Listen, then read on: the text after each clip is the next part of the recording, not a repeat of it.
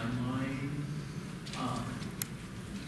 In front of you here are some of the more important people in our organization's history, ranging from the original founders to some of the more recent board members that have really shaped what we are experiencing now. I think we're going to start down here with Fakir and work our way down. Our way to say who they are, if they served on a board or whatever. What was the most important? What they feel the most important contribution to the organization that they've done. I do want to keep it light and fun. Hopefully we can get through everything so we can have a really awesome Q&A session at the end, because these people have just an insane amount of knowledge, stories, just life experience and industry experience. So we're going to start with you for here.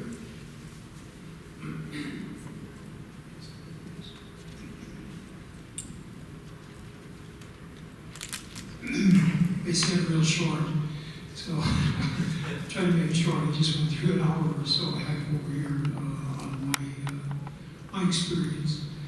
I consider myself one of the pioneers, along with others, Jim Ward, and particularly the grandfather of modern body piercing, I think was still Doug Malloy. He really brought us all together when there were only a handful of people in the whole world that were ever doing this sort of thing. And so we call the spirit of Doug Malloy for many years. He used to come back to me every now and then after he passed. That was in '79. As far as APP is concerned, it was a really important, significant thing for me was the fact that we needed some people to speak out because we were starting to be noticed in the mainstream world, and people were coming down on our ears because they didn't like what we do. This was alien and strange in our culture, and so about mid-90s, it was very, very important. In California, they were going to do some legislation, and we feared that it was going to be legislation that would either put us out of business or make life difficult for us.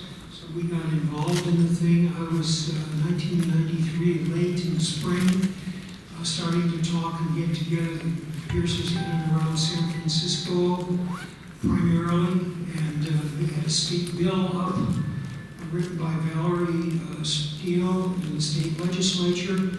It was a very good bill. We all read it and thought it was great. They were going to have a committee of 5 professionals that were working for the state of California. They were doctors mainly, doctors, and some in the pharmaceutical business, but mainly doctors. And then there were going to be 5 people from the body piercing and tattooing world, and we in turn, or this group would draw up the regulations that they would enforce through the county boards of health. It was a very good set of rules and legislation. They sent it up to the governor, Gray Davis, at the time, and he vetoed it without even reading it. It took us about 6 months to figure out why he did this, and it turned out through some friends I had up in the legislature, we found out that he had taken significant campaign contributions from mall owners in California, and most of them owned or ran the piercing concessions, the mall piercers, and this would put them all out of business. So on pressure from his mall owners, he vetoed the bill. And unfortunately, it took about 3 or 4 years before it was reintroduced in a different form with less teeth. And now, it was a couple of years ago, AB 300 in California came through, and it was sort of draconian. Some people got involved in that one that made me very unhappy, because it virtually put me out of the business of educating people that were going to be body piercers at my piercing school, because you couldn't do piercing without a California license, and people come in for 5 days to learn, and the only way we could teach or check and find out if they'd learned what we had given them in 5 days would to have them do some piercings, and this would absolutely, we couldn't do it. So we made a deal with the County Board of Health in San Francisco that we would go through all the Mickey Mouse, and they would abstain from the 6 months that you had to apprentice to get a permit. And in lieu of that, they would accept our 5-day course. And so we've been doing that since way early or late last year. So now, that's what we're doing with all of our people. As far as APP is concerned, I figure that some of the later developments since 1995 and on have been the most significant things that happened. I've seen a consolidation, coming together of old enemies, of which there are many in this room and sitting around this table. We've all made peace, and Jim should be sitting here, and he went to get a sandwich. I'd love to hear what Jim has to say, because it really started with a bunch of handful of independent people, and later on was picked up, the cudgel was picked up mainly by Galba and a couple of other shopkeepers like over here and a few of the others in here. And then it became a full-fledged organization. So I'm going to pass it on to them right now, and then later on, I'm very happy if anybody had questions about how this happened to say it. We'll pass it on to Elaine. Elaine was there. No, actually, I am going to pass it along to Blake. We're kind of, I think, seated at this end by age. That's okay.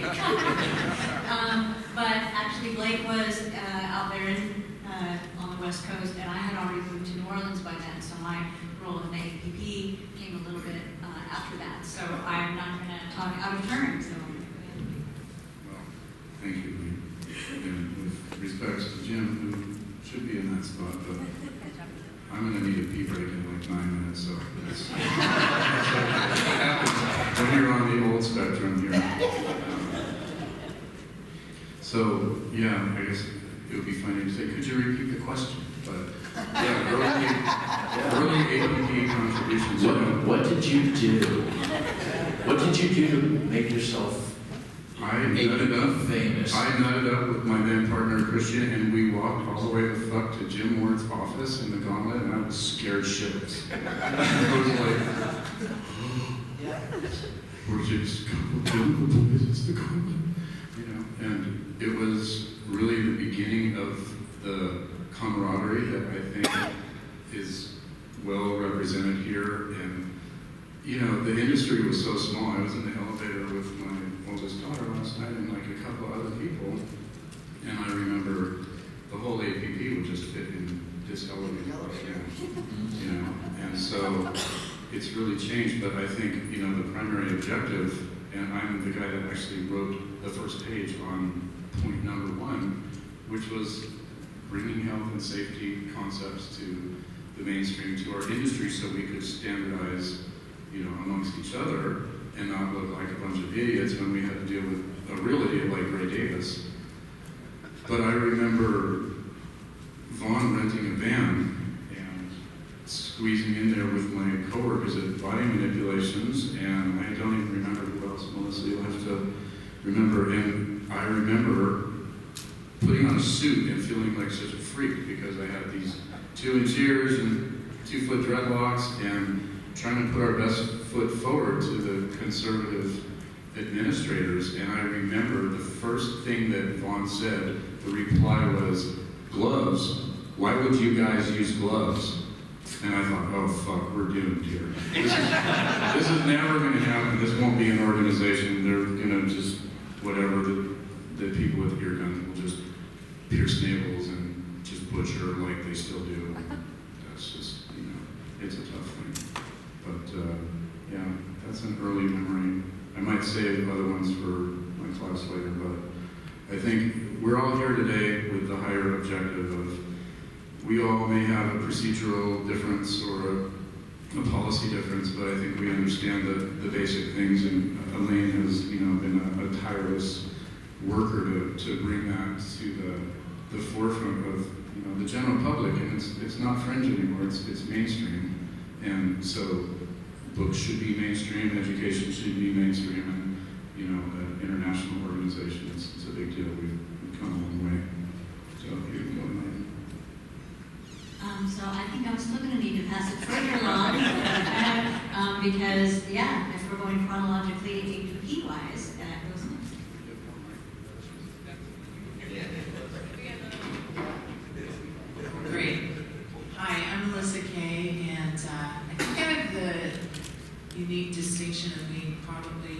possibly the only person in the world who's worked at both Gauntlet and Body Manipulations. And as Blake alluded to, at the time, there was no unity amongst piercing shops. There was, I think, 3 shops in the States. And so I'd been working at Gauntlet, moved over to Body Manipulations, both in San Francisco, and had been piercing for about 3-4 years. And we knew that we needed to standardize our industry. And at first, no one paid any attention to us. And if you were in Paul King's presentation this morning, he was talking about the dark ages of piercing, and it was the dark ages of piercing. We had shops, but it was very underground, and people that were getting pierced were in our community almost exclusively. So piercing was not widespread, and I think at the time, we actually pushed the legislation and the standardization. It wasn't that anybody wanted to deal with this new level of bureaucracy of regulating another industry. And I was at the very first meeting of the Association of Professional Piercers in 1994. There's a picture of me in the archives. Oh, there's a picture. There I am. And wow, there was a lot. It was fantastic, and there was a fair amount of tension in that room. And you know, I was talking with a gentleman at lunch, and he said, "Well, where have you been? I've never seen you, and I've been coming to this thing for 16 years, and this is my first APP convention." And I have to say, all of you are absolutely gorgeous, and so many of you. It's astounding to me.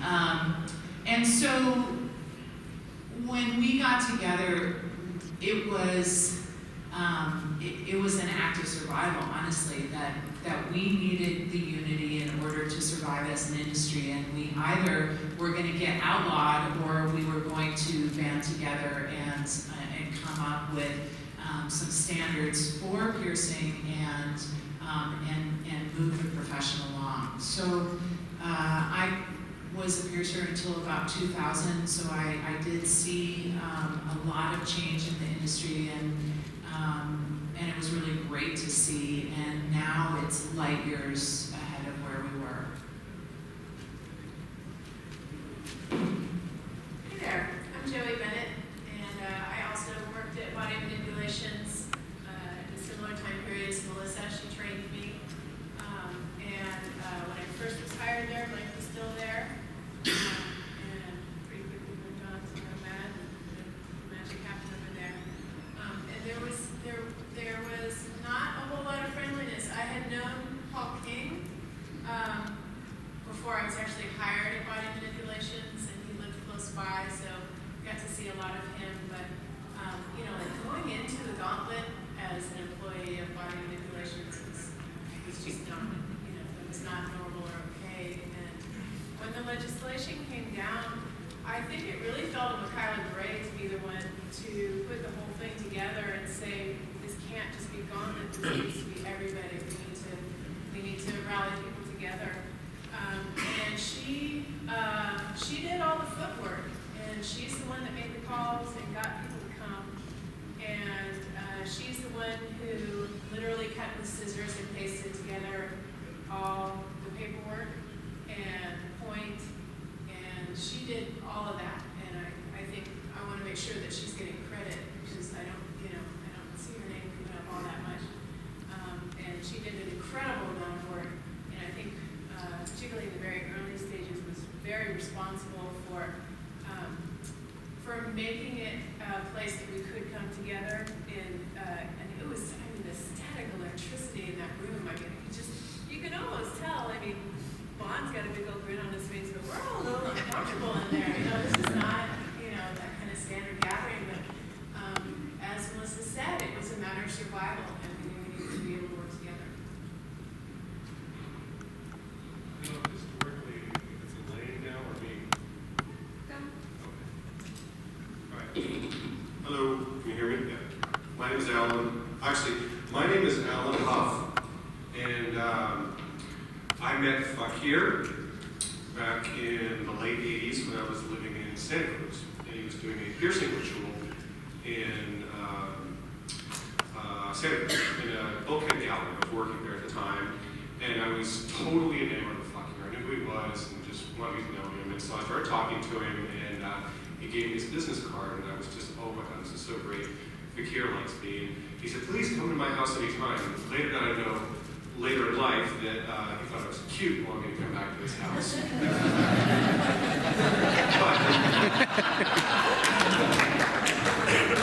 But I started going over to his house on a regular basis because I just simply adored the man. And I brought my friend Eric. Can I say his name, or is it Dakota? Can I say his name? Okay, well, I'm not going to say his real name then. So I won't talk about Todd Almighty or Eric Dakota. We all have our picture names. As I said, my name is Alan Huff. So, met Fakir. Ended up, he convinced me that I needed to have a piercer name, so I changed my name to Alan Faulkner. And there's a lot more to that story that I will tell you another time if you like. You have to find me a joke. So anyway, I came into the piercing world at a very sort of strange, crucial time. And it was right around the time that Fakir had his falling out with Gauntlet. And he can tell you that story, so can Jim. It's not my story to tell. And he was starting his piercing school. And I've always been under the impression that Eric was his first student and I was his second. I guess technically I was his third, that Ray Delaney was his first. And he taught me to pierce in his kitchen. And I got my little certificate, went back to Texas, and changed my name and opened up my shop. But the only reason why I'm giving you this backstory is that I get a phone call one day, because we didn't have email and such back then, and it's Fakir, and he's like, Alan, you gotta come to California. You gotta come, you gotta come. Gauntlet is doing this thing, you gotta come. I'm like, what? He's like, you're starting this organization, and it can't be a Gauntlet organization, so it's gotta be a Fakir organization too, and you're one of my students, and you gotta come out here. So, okay. And so, it was after this meeting, it was actually the second meeting. I showed up there, and I walked in the door and sat down, and we sat there and talked and debated a little bit, and finally Mikhaila looks at me and she says, who the fuck are you? I said, well, my name is Alan, and she and I hit it off famously after that. As any of you know me, I'm extremely hard-headed. If you've ever met Mikhaila, she's a very strong-willed person as well, and so we definitely butted heads a lot in the beginning, but she earned my respect. Tremendous amount of respect, because really, as Joey said, you guys have no idea how much she put into the organization. She really, if there is one person that is responsible for getting this organization off the ground, it really is.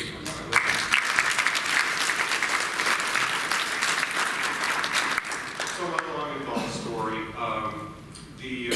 I sat as the first secretary, and I was not voted in by any means.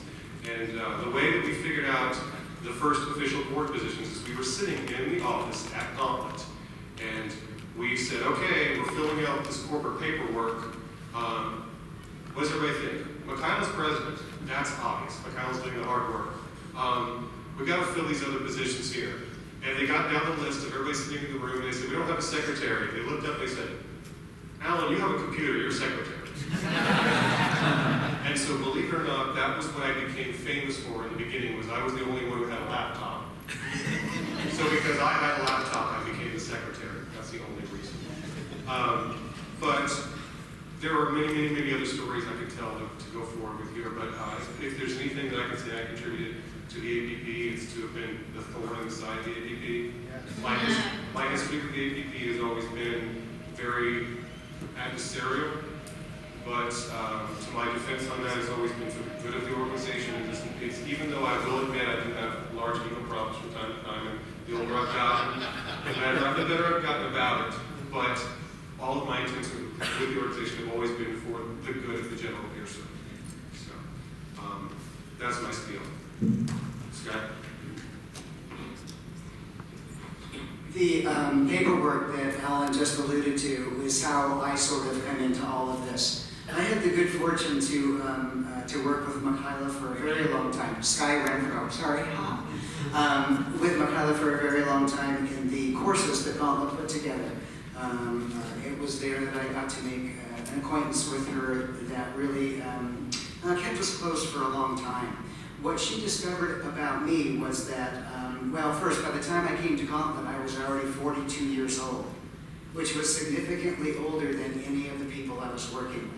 So do the math. This is now 20 years later. You can figure it out. I'm ready to retire. Not as old as some, but...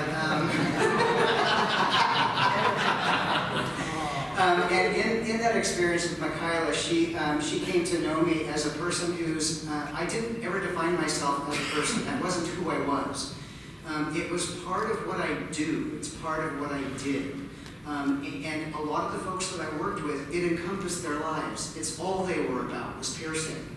And Michaela learned that where I had come from was from a place of coalescing, gathering information, starting organizations. I founded an organization in San Francisco that 30 years on is still very viable. Another organization at the time that I started at Gauntlet is now 25 years viable. And these are organizations I founded that were part of my life as well. One of them was a women's leather organization. How did this guy start a women's leather organization? The other organization was an FTM organization, I'm a transgendered individual. And so both of those organizations are still very viable, still very alive. So what she figured out was my strong suit was being able to put things together in a way that organizations survive. And so the corporation papers that you talk about was my contribution. I wrote those corporation papers. And in being able to see the APP as something other than a loose association of people who were piercing, what I saw was a need for membership, a need for some standards, a need for us to be able to, in the future, here we are 20 years later, be able to take money in if we needed to be able to survive and grow. And the only way we could do that was to file a nonprofit status. So I wrote the first nonprofit articles of incorporation, and the first board signed them, and we were sort of off and running from there. Now they've changed over the years as the organization has changed and membership has changed. But that was my contribution, was more from the organizational side rather than as a piercer, rather than piercers needing this and piercers needing that. Mine was as an organization. What does the organization need to have in order to survive?